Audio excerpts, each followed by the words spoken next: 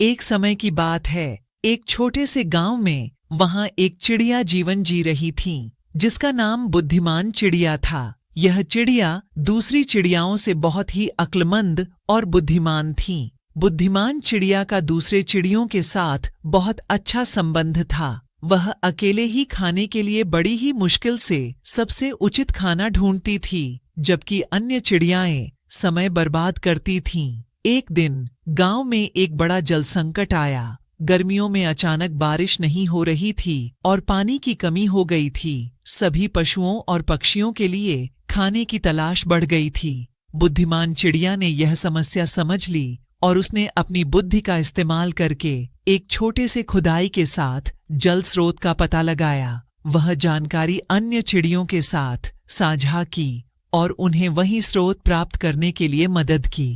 इस प्रकार बुद्धिमान चिड़िया ने गांव के सभी पशुओं की मदद की और उन्हें पानी की कमी से बचाया। उसने दिखाया कि बुद्धिमानता और सहयोग किसी भी समस्या का समाधान कर सकते हैं, चाहे वो चिड़िया हो या इंसान। इस कहानी से हमें यह सीखने को मिलता है कि बुद्धिमानता और सहयोग समस्याओं का समाधान ढूंढने में मदद कर सकते हैं और यह दिखाते हैं कि हमारे छोटे दिलों से बड़ी समस्याओं का समाधान निकाल सकते हैं। एक गांव में एक समय की बात है, एक सास और उसकी बहू रहती थीं। सास बहू के प्रति हमेशा कठिनाइयां बनाती थीं और बहू परेशान हो जाती थी। एक दिन सास ने अपनी बहू से कहा, आज से तुम्हें रोज सुबह मेरे साथ 1 घंटा खेत में काम करना होगा। बहू थोड़ी ही हिचकिचाई, पर उसने स्वीकार कर लिया।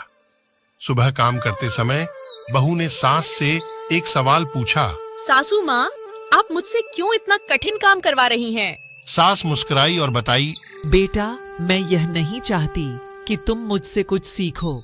मैं बस तुम्हें सिखाना चाहती हूँ कि जब हम साथ काम करते हैं तो हम एक दूसरे की मदद कर सकते हैं और समस्याओं का समाधान निकाल सकते हैं।